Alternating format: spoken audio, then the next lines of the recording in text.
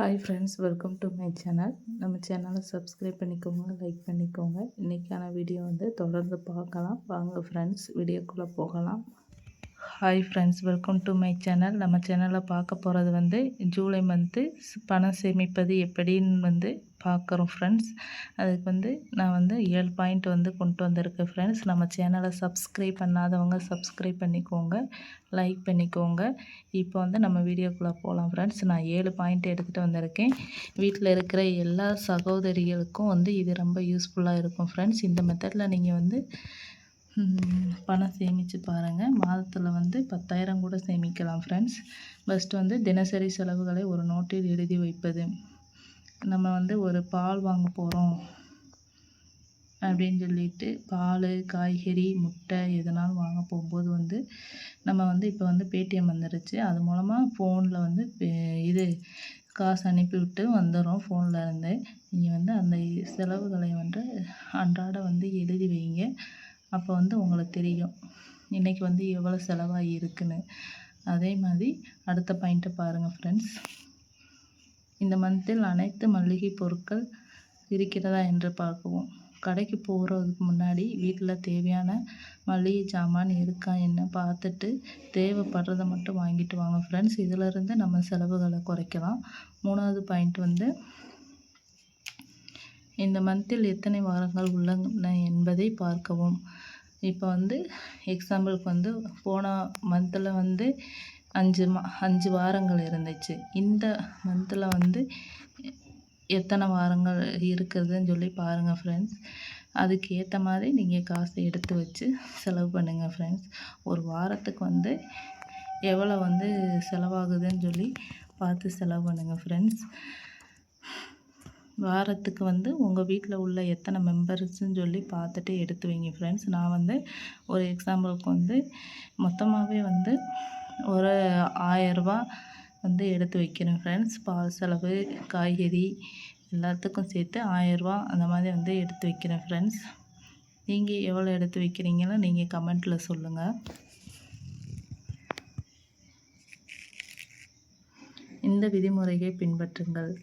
50% அத்தியாவசிய செலவுகள் செய்யுங்க ஃப்ரெண்ட்ஸ். அதுக்கடுத்து 2வது 20% தேவையான பொருட்கள் வாங்குங்க ஃப்ரெண்ட்ஸ். 30% மட்டும் சேமிக்க தொடங்குங்க ஃப்ரெண்ட்ஸ்.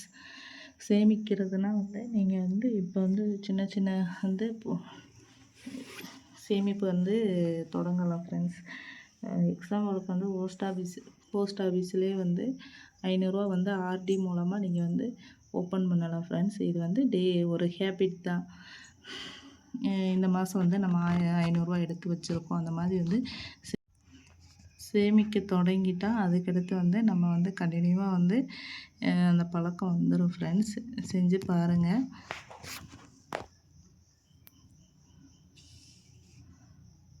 5வது தேவையற்ற பொருட்களை வாங்காதீர்கள்.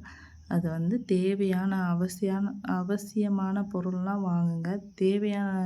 தேவையில்லாத பொருளை வாங்காதீங்க ஃப்ரெண்ட்ஸ். இதுக்கு உதாரணமாக நம்ம ட்ரெஸ்ஸு வாங்குறது. ட்ரெஸ்ஸு நம்மளுக்கு தேவையா அப்படின்னு சொல்லி யோசித்து நீங்கள் ஆன்லைன் ஷாப்பிங் பண்ணுங்கள். தேவையில்லாட்டியும் கூட நீங்கள் கார்டில் போட்டு வச்சுட்டு கூட தேவைப்படும் போது நீங்கள் வாங்கிக்கோங்க ஃப்ரெண்ட்ஸ். இப்போ ஆஃபரெல்லாம் போடுறாங்க. நீங்கள் அதுக்கேற்ற மாதிரி பார்த்து வாங்கிக்கோங்க. அதனால் நம்மளுக்கு தான் லாபம் வரும். அதுக்கடுத்து 6வது பாயிண்ட், சிறிய தொகையிலிருந்து சேமிக்க தொடங்குங்கள்.